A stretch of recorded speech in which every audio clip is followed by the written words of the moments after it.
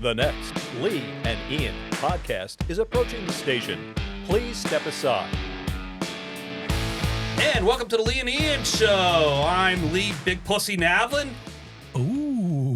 I'm caught dead in my tracks here. I'm Ian. The Godfather Grodman. How about that one? Okay, I'm Ian the Godfather Grodman. All right, there we go. And the Lee and Ian Show is sponsored by Grodman Law and Mediation. Remember, when it comes to divorce, family first, your children first. Mediation is the way to go. Grodman Law and Mediation. Thank you, Lee.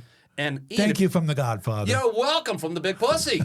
And Ian, if you want to check out my latest, it's LeeNavlinBooks.com. I love that website. Thank you, sir. When I'm not recording a podcast, I'm writing some really funny books. They're really funny books. That's according to my mother. And me. And Ian Grodman, Yep. LeeNavlinBooks.com. Yep.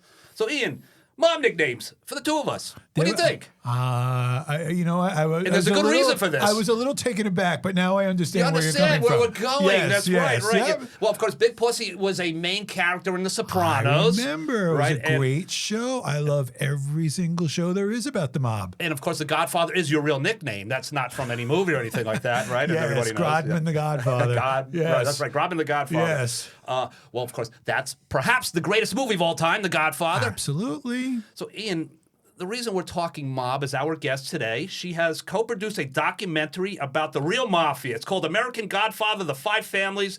It's hosted by the Sopranos star himself, Michael Imperioli. That's right. Right? And it's currently on Netflix. Right? Say hello to the great Marian Raab. Hello, Marian. Hello, I'm so happy to be here. We're happy to have you. So, Marian, thanks to you, and thanks to this documentary, and thanks to, we're going to talk about your dad, by the way, which is a big reason that we're talking about this in the first place. He's a famous investigative journalist from New York City. But again, it's the family business. it's the family business. It's definitely the Yeah. family business. So why don't we start by, I guess, Speaking of the family. yeah, let's talk about. Speaking of the family. Speaking of Yeah. the family, now let's talk quickly. I want to talk about your life. I want to talk about your dad. I want to talk about all that. But how did this come to be? It's on Netflix. It's Yes. a History Channel produced it. Yes. It's amazing. You have some of the biggest names, in television that are involved. Yep. We were very lucky. Well, first of all, we had some very good material to work off You of. did. The documentary was based on my father, Selwyn Raab's best-selling book, Five Families: The Rise, Decline, and Resurgence of America's Most Powerful Mafia Empires. And literally, in this 6-hour documentary, it's 3 parts, it's 3 episodes, 2 hours each.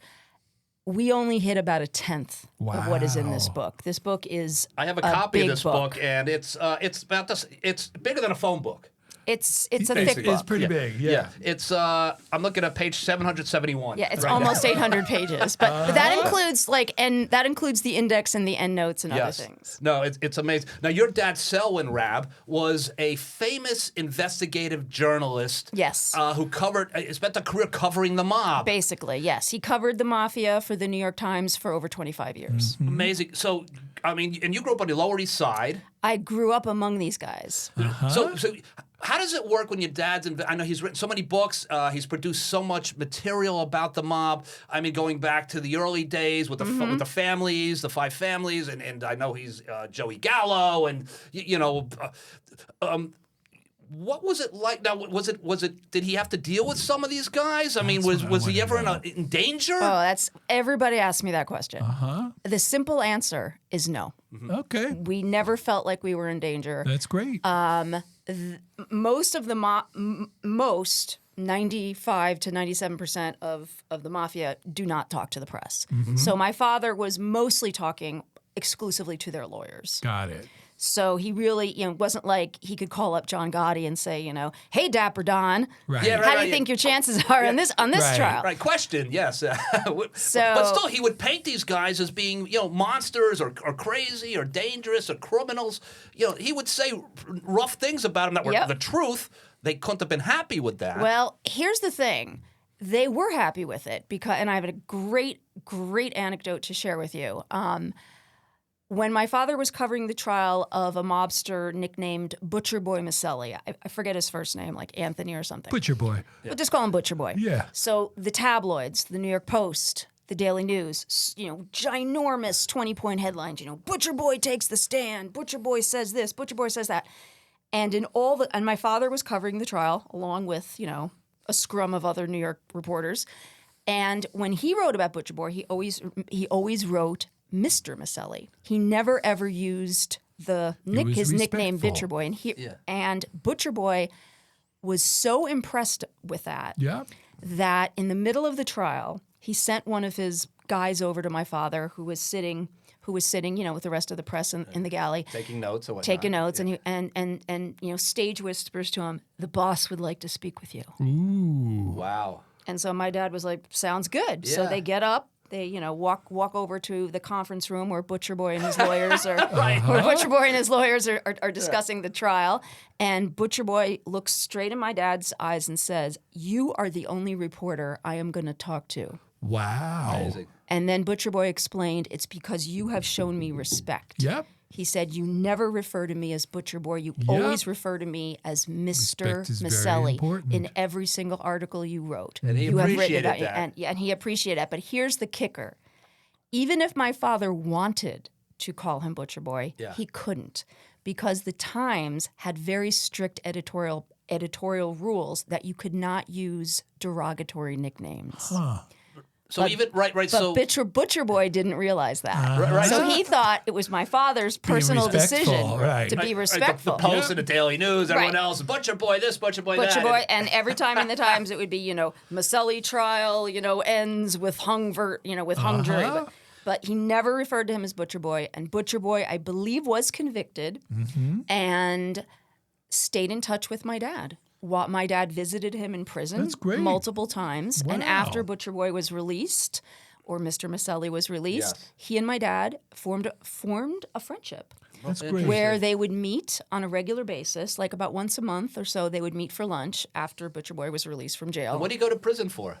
Do we know? Or I honestly what forgot. they go to jail for? They get him on a tax and I embezzlement. honestly don't remember what the charges were. Some type of white collar crime. They usually get these guys for. Yeah, he did some time, but not a life sentence.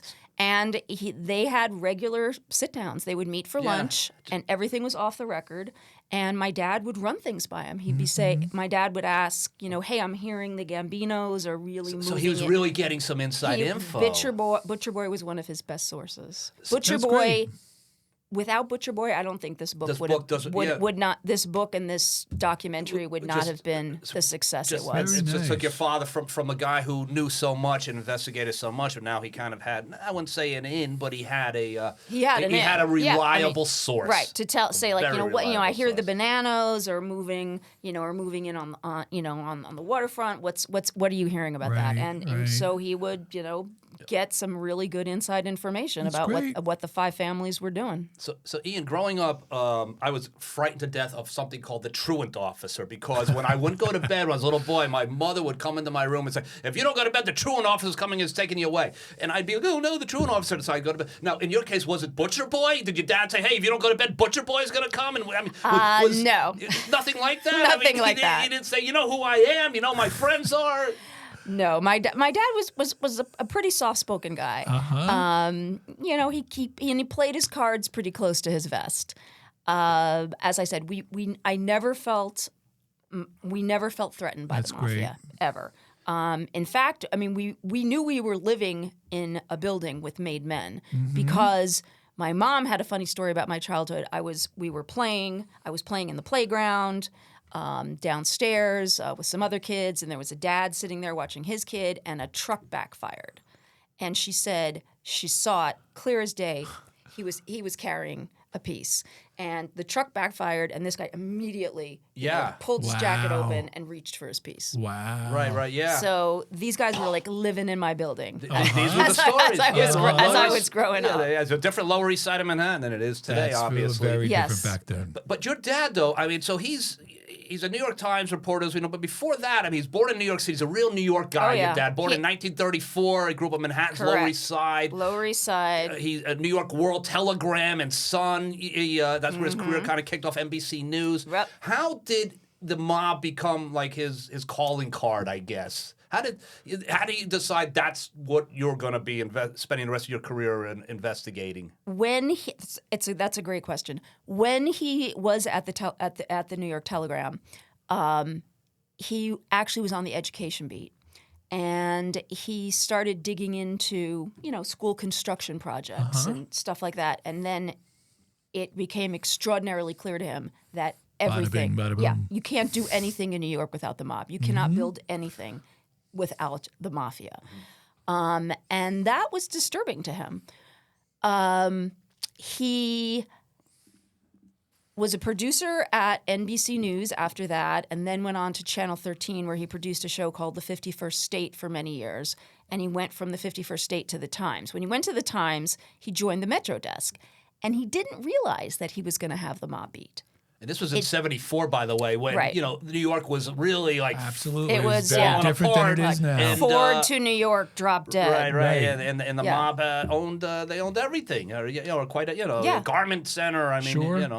I think Construction. I think the mob beat really fell into his lap, yeah, but he didn't ask for it. okay, It just happened, and he obviously had the chops and the personality Right. to deal with these guys' lawyers and be befriended by Right. at least one Right. major mafioso. Sure. he was respectful, but they respected him too. Yes. The mob, I like to joke, most mob guys don't read the New York Times. Right. I mean, Butcher Boy, was probably skimming the story and, Right. and know, or somebody told him His like, lawyer do you told know him. that the New York Times is never refers to as Butcher Boy. I mean, they're more they're more News. concerned with the tabs, Right. with the Yes. Daily News Yeah. and the Post, Newsday. So it kind of sort of fell into his lap. He actually felt the most important part of his career was not covering the mafia. It was actually covering forced confessions.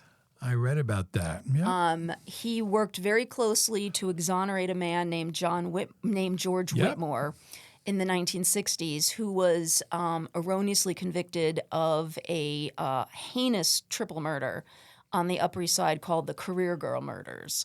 And basically, the cops beat the crap out of him. Right. And it was a forced confession. And my dad was very instrumental in.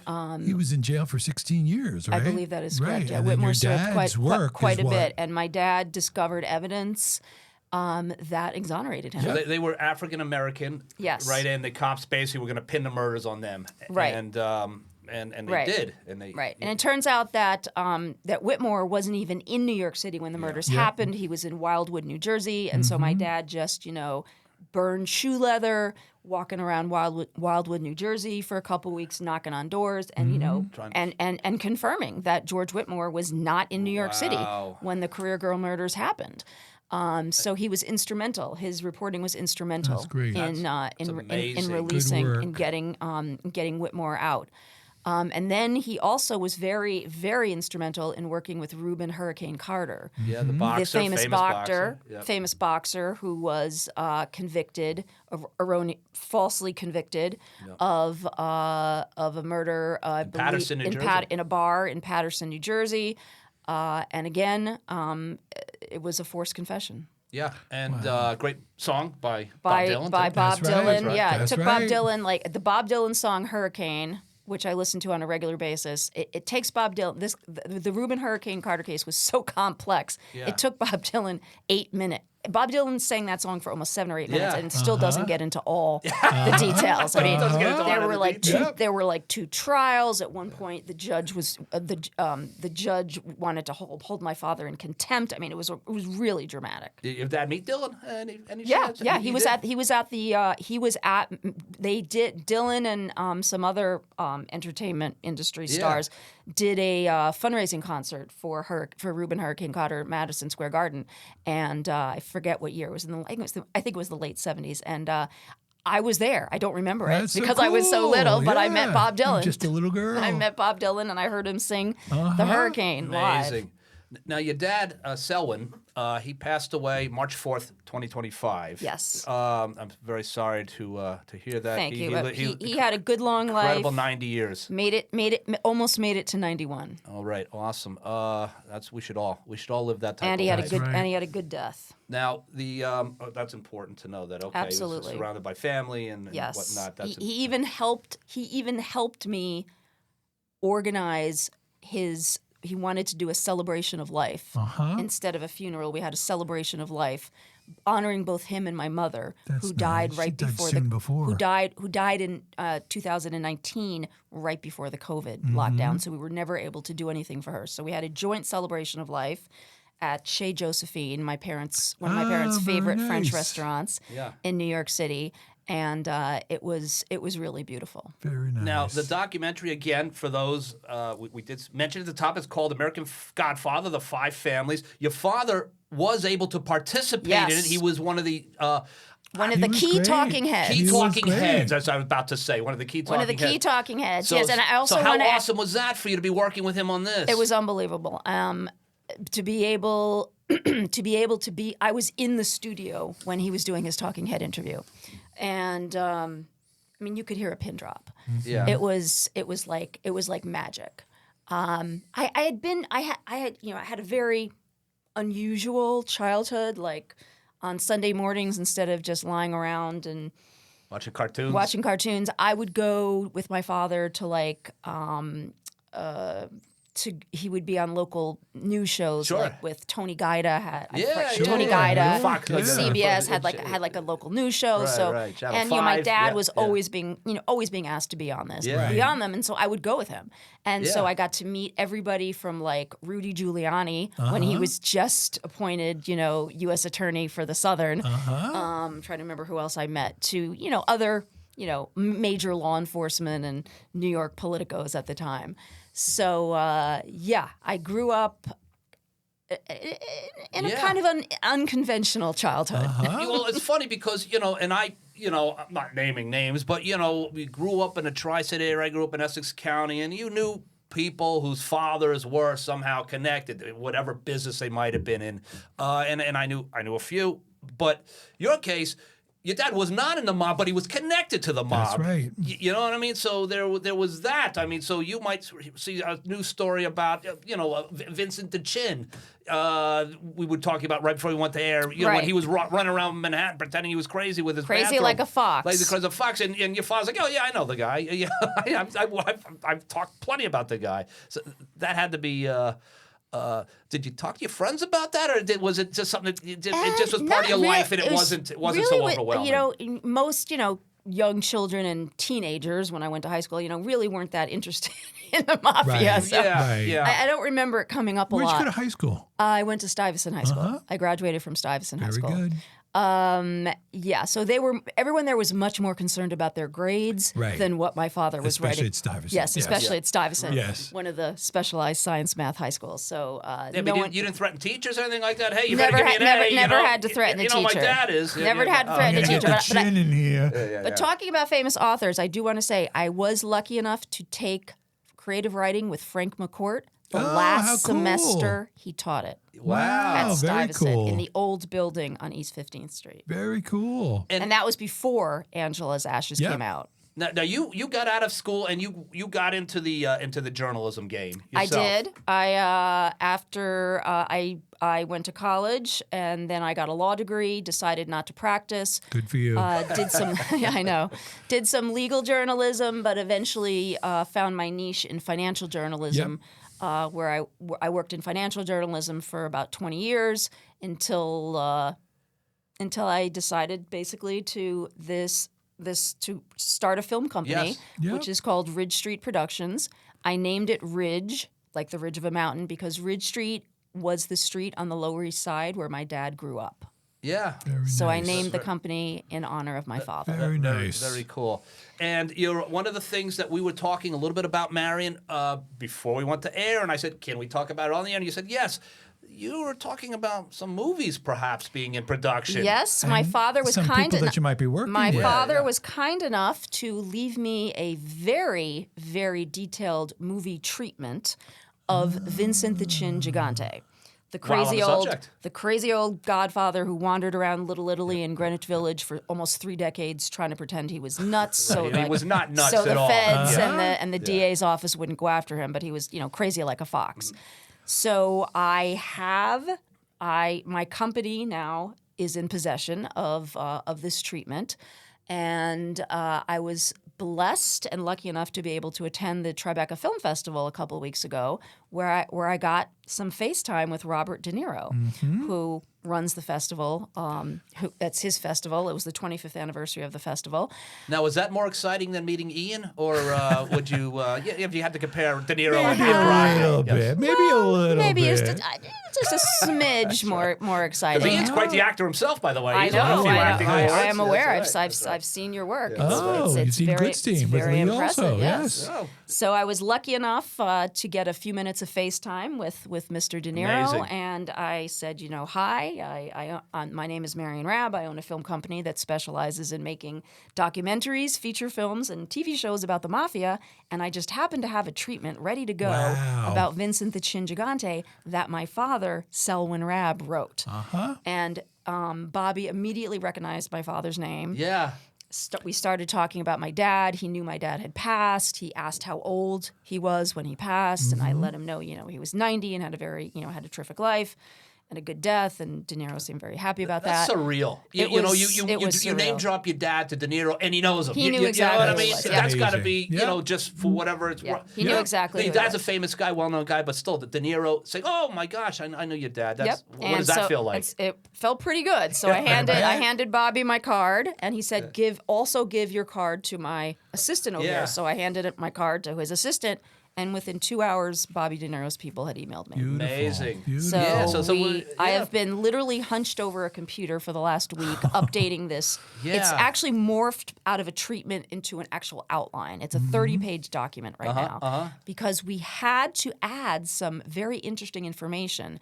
Vincent the Chin's brother was a priest, a Catholic priest named Wow. Father Louis Gigante.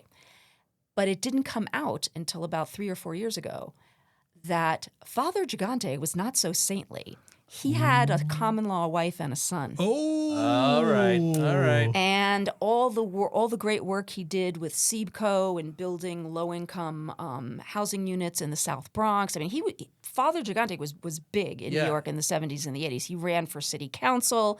He was running this group that was building a lot of low-income houses, low-income apartments in the South Bronx, trying to revitalize the South Bronx. You don't know what parish he was at in the Bronx, do you? I actually do. I can't pronounce it. It's Saint Alban something. Okay. Yep. We lived in the part of the Bronx Yep. where every church was Our Lady of. Gotcha. My Okay. family was Our Lady of Refuge. My grandmother was Our Lady of Mercy. My cousins were Our Lady of Angels. Yes. Yeah. Anyway, sorry to interrupt. No worries. My So- neck of those was Temple B'nai Abraham, Temple B'nai Jesu. Yeah. So I had to get back into this treatment because when my dad wrote the treatment, it hadn't come out yet that Father Gigante was not so saintly. Not so saintly. So And is not that, only- is that in the? And so I had to rework it. Okay, Yeah, so to that'll get be- all to get Maybe all the violating his vows a little bit. Now, even though just a little, and he was also laundering money for the Genovese course. family. Yeah. was he ever investigated as far as being that who his brother was, or was he just so well respected and It came out, I think, after Father Gigante died. All Yeah. this stuff hit the press. Not only the fact that he had a son who he left $7 million to. Whoa. Right. So talking about vows of poverty, Yes. he left his son Gino $7 million, and he was actually investigated for, unfortunately, allegedly sexually abusing both boys and girls. Rough. Rough. Very rough. But he died before, I believe he died before charges were filed. Now I know you said your father knew Butcher Boy, but you said he normally would deal with lawyers and not so Right. much with the individual. But did he have a specific personal feeling that he shared with you about some of these guys? Like, what did he think of Gotti, for instance? What did he think of John Gotti? I met John Gotti. We'll get Did into you? that in a You minute. met John Gotti? Yes. And Well, yeah. I think he thought, I think he thought that Gotti was not making a wise decision to be so prominent Yes. to be a star. and walk, and parading around New York City like he's a movie star with, bespoke $5,000 suits and, calling himself the Dapper Don and the Teflon Don. He did have one funny story about Gotti. One of Gotti's trials that he was covering, and my father liked to joke, like he must have spent like at least tens of thousands of hours on hard courtroom benches, covering all these mafia trials in the 25 years he covered the mafia. And one of the Gotti trials he was covering, because Gotti was tried quite a few times before he was convicted, which is why he got the nickname the Teflon Don. Right. He actually ran into Gotti in the men's room. And he said Gotti came, and Gotti had like 2 or 3 guys with him. Right. And my father was standing next to Gotti, and they were both washing their hands. And of course, my father tried to strike up a conversation. John Gotti totally ignored him, and one of his guys then handed John Gotti a fine linen towel to dry his hands because the Dapper Don paper towels were not the rolling towel. The rolling towels or the air blower was definitely not for the Dapper Dons. I mean, it was a psychopathic. You're right there. I mean, this guy he'll put a stick of bullet in someone's head, but he won't use a paper towel. Now, going back to the documentary, it's a 3-part series. Correct. Right? 3-part series, and it starts in the early days of the families. So this material came from books your father had written through research. Is that basically where most of the material comes from? Most of the material in 5 Families came from my father's 25 years of covering the mafia for the New York Times. But you brought a lot of other people into it, right? Besides I was amazed to hear that there was a mob museum in Las Vegas. Yeah, I've been to that. There's a mob museum in Vegas. But you brought so many amazing, knowledgeable people, personal knowledge, professional knowledge, academics. It really is an amazing documentary series. 100%. Thank you. Yeah, I really felt we had a very good mix. You did. Of talking heads from, not just my father, but, academics, former law enforcement officers. It's must see. First off, it's produced by the History Channel, right? Yes, and so it was released by the History Channel. And that's actually in August 2024. Released, yes. It was just picked up by Netflix. And then Netflix grabs. So I mean, that's major leagues. History Channel takes it, then Netflix takes it. You're off. That's major leagues. It wasn't produced by History Channel. It was produced by Marian Raab. Right. It was released. Yes. It was originally aired by. It was originally supposed to be a docudrama on A&E, but then COVID hit, and so A&E owns the History Channel. So then A&E decided to move it to the History Channel and turn it into a documentary because none of us had any idea when we were going to get out of lockdown. That's right. Yep. We took quite a few gut punches on this documentary. This documentary was what took 5 years from when my dad signed on the dotted line with A&E to its release in August 24. And it was immediately picked up by Hulu, Apple, and Amazon. Yeah. So it was streaming and it still is, I believe, streaming on Hulu, Apple, and Amazon. It was just in the last few weeks that Netflix picked it up. Yeah. And in stuff I just can't make up, I didn't even know that Netflix had picked it up. My friends started texting me, "Did you know that American Godfathers is now on Netflix?" And I was like, "What?" No, I didn't. Well, I caught it on Netflix. I watched it when I go, "Oh, this looks really interesting." Because I love all mafia stuff, and so I'm watching it, and then Ian, I mentioned it to Ian, as a matter of fact, and Ian goes, "Oh, you know what? I think I know the person." And so that's how you came into our orbit. Well, I guess, you know what, Marian and I have speak. crossed paths over many years. I probably hadn't been in touch with her for at least a year or two, and I'm watching Netflix and I'm watching it, and I sent her a message on Facebook Messenger. "I'm watching this. This is great, Marian. I'm so excited." Yeah. And it's amazing that your dad was able to participate in it towards the end that of was his such a life blessing. Because I think such a blessing. Now, a great experience for you both. Without him in it, it loses exactly a lot of it wouldn't have had the gravitas that it has. Now, how do you get Christopher Montesanti from The Sopranos and Imperioli? How do you get him involved? That's a busy, successful, smart guy who maybe doesn't want to. We were very lucky to get Christopher. Who does a brilliant job, by the way. Fantastic. Amazing. We couldn't have been more happy with his narration. Originally, the narrator was Ray Liotta.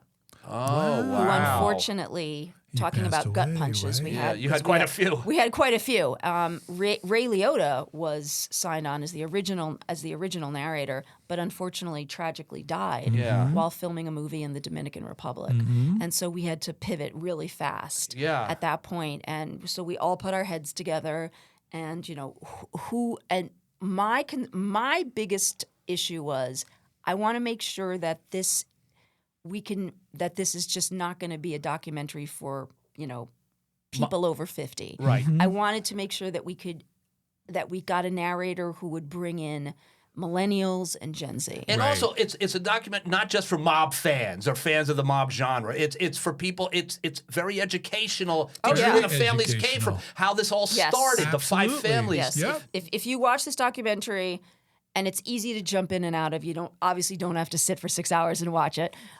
It will give you the history of the inception of the American Mafia It's in the early fascinating. 20th century to Yep. the mob today. Yep. And Michael Imperioli just hit it out of the park. And it's something very obviously because we recognize his voice from The Sopranos and from Goodfellas too. He played Spider and good. There's something very unique about his voice that It is. it makes you very comfortable. I've been here before. I've been with this guy before, and it's just something Good point. even more enjoyable as you're listening to it. And fun story about Michael Imperioli. He is literally the exact opposite of every character you have ever seen him play on TV. He and his wife are hardcore Buddhists. Yeah. Wow. They are Buddhists. They have, I think, 2 YouTube channels where they do, 3 hours of transcendental meditations every week. That's amazing. He is the sweetest, kindest, Uh-huh. most courteous, one of the most courteous people I have ever met. So he's not 4-letter this, 4-letter that, No, 4-letter he's this. very soft-spoken, super kind. A friend of mine, when History Channel held a fantastic release party at a boutique hotel called the William Hotel in New York in August 2024, and of course Michael was there. Michael and my father were there, and they were able to sit and talk and for quite a while. And I was there with one of my friends, and one of my friends got a little dizzy. She was a little dehydrated, and Michael immediately jumped up, saw she was swaying and was like, Yeah. Bonnie, please sit down. Can I give you some of these appetizers that they've brought to me? Are you okay? Should we get you some water? And I was like, before I could even react, this is Yeah. one of my closest friends. Right. Michael saw He's on top of that. Michael saw that she was about to, possibly pass out because she, it had just been such a crazy day for her. Well, I think so that makes up for what he he did is- to Adriana, by the way. Indeed. Okay. I You know, totally- that's what I'm totally thinking. agree. Like when you're talking about him being a Buddhist, I'm thinking about didn't he kill his girlfriend Yes, he did. That's right. for Tony Soprano? That's right. Yes, Yeah. that's right. Yes. So there we go. So you see, ladies and gentlemen, those of you who are really pissed off at Montesanti, He's a great in actor. real life. Right. In real life, this guy's he's Yep. a true mensch. Yep. He's a Yep. lovely person. I Yeah, mean, did you get to talk about The Sopranos at all? Did you? a little bit, not that much. I mean, he probably because I know he's always on a tour talking about it. He talks about it a lot. He has a podcast. He talks about probably A little bit. He had a funny story. In one of the first scenes he filmed with James Gandolfini in The Sopranos, Michael was supposed to be driving, and apparently, because I think he actually grew up in New York Yeah, City. he grew up in the city. and a lot Yeah. of kids who grow up in the city don't get driver's licenses. Yeah. That's because true. It's it's not that easy to take driver's ed in Manhattan. Right. And he barely knew how to drive. And he said, they were trying to film this scene, and he was screeching to a halt. He was like slamming on the brakes, and he was like, "This is it. They're going to fire me." Yeah. He's like, James Right. Gandolfini is sitting right next to him, Right. and is like stone faced, and they're trying to get this scene. They're trying to get this scene, and they're doing like 20 takes And because he just can't Michael doesn't Right. know how to Can't drive, drive. basically. And Michael was convinced that was it. He was going to be fired. He was going to be fired from The Sopranos. And once they finally got the money shot, James Gandolfini looked at him and just burst out laughing. Yeah. He was like, "That is." Once he broke character. Yeah, Right. he completely broke. He was like, "I can't believe this was hilarious. I can't believe you just almost killed me in this in this 2-minute drive scene." Now, the both of you are from New York, so how were you guys with driving? I actually was able to take driver's ed in high school. In the Lower East Side? You were able to... Yeah, I actually,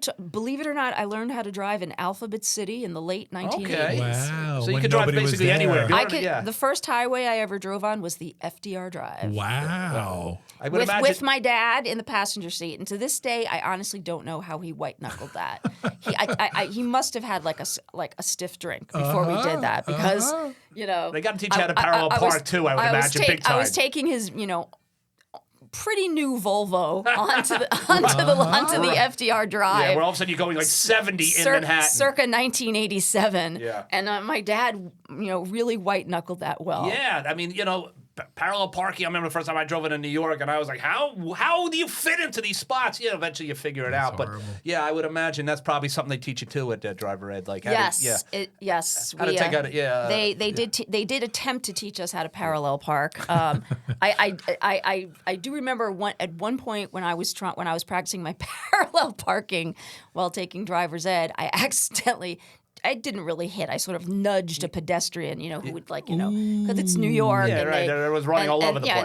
And they were the pedestrian was I was trying to parallel park, and the pedestrian was trying to jaywalk, and the car basically kissed this guy's knees. I mean, he wasn't hurt, but yeah, I hit a pedestrian while trying to parallel park That's a good story. while taking driver's ed Yeah. in Alphabet City. So, I never thought. Did you drive when you lived in New York, or? When I was in high school, we moved to Huntington, Long Island. Okay. And that's where I learned to drive. Gotcha. Okay. So much more suburban than the Bronx, much more suburban than Fordham Road in the Bronx. Indeed. Yes. Ian doesn't talk about Long Island often. He's a Bronx guy. Yeah, I was going to say, I didn't know you grew up I was in there Long for a Island. couple of years until I went to college. Right, and then, that was and it. then I lived in New York again. So Right, you went back to the city. Yeah. Yes. Yep. And then Jersey came calling. Then Jersey came calling for law school. And speaking of, I mentioned John Gotti before. I just want to tell you. Yeah. So after my second year of law school, I worked at the U.S. Attorney's Office in the Southern District of New York. And one of the things that they took the interns to do was to take a tour of all of the different parts of the justice complex. Mm-hmm. And we had a tour of the Metropolitan Correctional Facility. That's a nasty place. And whose cell did we walk up to who was wearing a silk robe and smoking a cigar and making espresso in his cell? But John Gotti. Wow. And he invited us in. Of course, the people who were, the U.S. Marshals who were taking us around were like, no, don't talk to them, kind of thing. But so they would take you right through the system, the jail cells, cells. So I guess he was on trial at the time. I don't remember. He's probably awaiting trial. Probably waiting Yeah, trial. probably Something like that. I don't remember. Wow. But they let him have an espresso machine He had in an his cell. espresso machine in his cell. He was smoking a cigar, and he was wearing a silk robe. And you knew right away it was him, just recognized him? Everybody knew who John Gotti Right. was. So you recognized him. You're like, I'm looking at John Gotti. Yeah. Wow. Getting back to your dad, Marian. Now, what did he think of?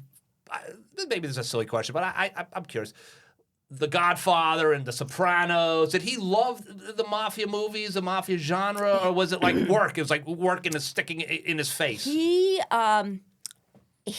was very, very, very insistent that the mob should not be glamorized because these are not glamorous good people. These are vicious killers. So he was not happy with The Godfather, with Godfather 1, Godfather 2, and nobody was happy with Godfather 3. Right, yeah. He thought The Sopranos was. He thought the dialogue on The Sopranos was pitch perfect, because he had read through so many court transcripts and bugging transcripts. He said that it was so clear to him that David Chase and the writers had also read these transcripts because he said the dialogue in The Sopranos was pitch perfect. Everything else in The Sopranos was insane. Like no Godfather would walk in a robe down his driveway to pick up his, alone to pick up his newspaper every morning. No Godfather even secretly would even attempt to see a psychiatrist because it would come out. Yep. Yeah. So he thought the dialogue was pitch perfect on The Sopranos, but everything else was A little completely far-fetched. inaccurate. Yeah. things I've learned or I've heard about was I guess Gandolfini would get calls once in a while from real mobsters. Somehow or another they would get his number and they'd call him up. But I guess one of these mobsters said to him, a Don doesn't wear shorts. You know what I mean? Yeah. Like he would get like exactly. They're always dressed, right? right. Yeah. But, The Sopranos pretty much the only thing the Sopranos got right was the dialogue. Yeah. And the Sopranos in the whole.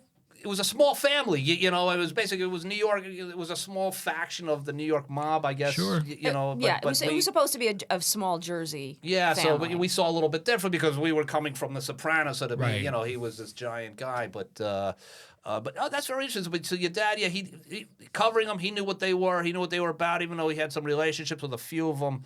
He wasn't a fan of let's turn these guys into Yes, stars. glamorizing He them, very right. much, he made it very clear to me that, when Ridge These are Street bad people. when Ridge Street makes documentaries, TV shows, and movies about the mob, he does not want them glamorized. And never during his career, he never got any threats himself or any calls, midnight calls, like I was mentioning. Nope. Not that you're aware of. Yeah, Nope, I honestly believe he did not. yeah, amazing. As I said, I mean, he actually, and I asked him one last time. I did ask him one last time when he was literally on his deathbed. I was like, I'm asking you for the final time. Is it real? Is it for real that we were never threatened? He was like, and his answer was, I was threatened more by the lawyers. Right. Okay. Legal action. Yeah, he was threatened more by the lawyers. That makes sense. The You say- lawyers, say this or the say that. lawyers gave me, more crap than. Right. So he never was scared. He never walked scared No. or was intimidated or anything Not like at all. that. It's just Well, I mean, all the work he did his life, it's quite obvious that he wasn't scared. Yeah. Like even the work he did, helping to exonerate people who had gone to jail for a very long time. Two men. He was going up against law enforcement, Yes. and obviously he wasn't frightened by any of Yeah, these I people. mean, he was. There was a judge in New Jersey who threatened to hold him in contempt of court, and So he had no fear. Yeah, that's great. Were there any of these mobsters that he reported on that he, because we're talking about them being glamorized, that he would say, boy, that was the worst of the bunch, like Crazy Joe Gallo? And was anyone your father would just say, that guy, this guy was okay, this guy was as bad as they come? Or And I think he pretty much thought they were all pretty bad. Okay. Because, you don't join the mafia if you're not willing to kill people. That's right. That's Yeah. right. It's part of the job. That's part of one of the main job descriptions. Yeah. Yeah, no, I guess right. It's so even though he had a relationship with Butcher Boy, for instance, that was more out of I'm a professional. If this guy's willing to talk, Right. I'm willing to take notes and listen and learn. And Exactly. yeah, so I'm sure you walked out there, probably took a nice shower after doing with these guys, get washed the dirt off, so to speak. This is amazing, and so. Maybe you're going to make a movie out of this. What else is in the hopper? I know you got your production company now. Yeah, we have I have 3 TV shows right now Fantastic. that I'm actively shopping. Good for you, Marian. One is based on my father's second book, which is no longer in print, called Mob Lawyer. And it follows the story of Frank Regano, who was the lawyer for Santo Trafficante, who was the Godfather, the Florida Godfather, in the late 20th century. And it's pretty sexy stuff. I mean, there's stuff in there. Frank claims that, the mob absolutely was involved with JFK's assassination, with Jimmy Hoffa's disappearance. Was of those things your course. dad was investigating too? But I didn't even think to ask that. Was part of his investigations Hoffa and the I don't and think Kennedy and no. Okay. I mean, I don't know. He was more day to day with what these guys. He was more The daily news. New York He mafia. was much more focused on the five families Okay, in New York City. That was his beat. Yeah. I have a question. Yeah. So, we talked a little bit about kind of like a family business, right? Your dad being an investigative journalist. Now you have a production company essentially doing the same thing. So I think your son is studying film in college. Yes. Is he going to go into the family business as well? That's a very good question, Yeah. Ian. Yes, my oldest son is a film studies and production major at Hofstra. And let's just say most 23-year-olds don't want to work for their mommies. Yes, yeah, I understand. So he knows Ridge Street is there. Uh-huh. You know, if he wants to use it as a launch pad. Yep. Or not. Okay. And he's scheduled to graduate in December, so, you know. Congratulations. Thank you. Yeah, So again, we are talking to Marian Raab, and she is the producer of the docuseries, The American Godfathers, The Five Families, which is airing now on Netflix. Yep. And highly recommended. It's based on her father's book, The Five Families, The Rise, Decline, and Resurgence of America's Most Powerful Mafia Empires. And where can people go online to find out more about your production company? www.ridgestreetproductions.com. All right, that's easy enough. Yeah. And are you hiring, by the way, actors for these upcoming movies? I hope to. Yes, all right. actually, yes. Well, you know, as I said, I've got. Lee and I have been in a web series. Yes, that's and right. One episode had to do with the mob. That's right. Yes, we actually had one of the yes. actors from The Sopranos on. That's Yeah, right. I think I remember that one. That's yeah, right, that was very yeah. funny. That was a really funny That was one. Artie Pasquale, Yes. who played Bert. Bert The was the one Sopranos. strangled to death in the second to last episode That's of The right, Sopranos that's right. by Silvio. And the little barking dog. The little barking Yes. dog. Yeah. Yeah, we Yes, didn't the kill little, him off. Little yappy No, dog. it wasn't us. Yeah, we didn't kill him off in our episode, though. He kind of he didn't quite rough us up, but he did intimidate us. He was intimidating in real life. Yes, yeah. yeah. He was like, I thought you were an actor. He's like, Yeah. do I look like an actor? I'm like, I don't know. He was a little intimidating, to tell you the truth. Yeah, so some of these guys, That's right. You know, That's right. What you see is what you get. You know, but Artie's a good friend, so I joke, Artie, if you're listening. I know you're not in the mob. I hope so. So Marian, okay, so you got the De Niro meeting. Looked like it went well. We did talk a little bit about maybe some actors that you could see playing some of these parts. Yeah, I would. It would be absolutely my dream for Bobby Cannavale to play Vincent the Chin. I know that. Because I if like you it. look at pictures of Bobby Cannavale and compare them to pictures of Vincent the Chin when he was in his 40s and his 50s, the resemblance is uncanny. Wow. And Bobby Cannavale just also happens to be one of my favorite actors right now, one of my favorite living actors right now. I joke I could listen to Bobby Cannavale read the phone That's book. great. Yeah. I love him so much. So yes, the dream is that we get Robert De Niro to produce Vincent the Chin, Brothers in Sin. That's the working title. And knock wood, maybe Bobby Cannavale will be playing Vincent. So listeners, be sending out the vibes for all these good things to happen for Marian because she deserves it. Listen, as I like to say, my new motto in life is you miss 100% of the shots you don't take. That's right. That's right. Yes. That's right. So if I got a shot with De Niro's production company and that works out, you better believe I'm going to take a shot Yeah. to get Bobby Good for Cannavale you. to play Vincent the Good Chin. for you. That would be amazing. Marian, this is fantastic. So, Hero, I've known you for years. I didn't know you were doing this until recently. I mean, I always knew that you were a mover and a shaker, you know, because... Thank you. And now I know why you were so intimidating all these years, Oh, because please. Lower East Side gal, and... That's it. Yeah, Well, you- I'm not packing, so yeah, you don't yeah, have to no, worry. No, but I was seeing, I go, how you doing? And you'd be like, fine. I'm like, Jesus, all right. Why am I so scared of her? But you were always very nice. Still I'm a sure. little of the bada bing, That's bada boom right. going So, on. the Oh, yeah. Lower East Side, your dad was not a guy to mess with. And Listen, when you grow up in Lower Manhattan in the 70s and the 80s, and you take the subway to high school and That's back right. every day Yeah. for 4 That's years, right. Yeah. you grow up scrappy. Yep. yeah, and I took a Camaro back and forth to high school. So that's how I did it. I took the 20 bus, down Z28. Kingsbridge and Fordham Road to junior high school. So how did you end up in Maplewood? Before we go, I know you're a Soma. For those in Soma, you're a Soma person. Yeah. How did you end up out here? My husband and I moved to Maplewood in 2001. I can remember the date exactly because it was a month before 9/11.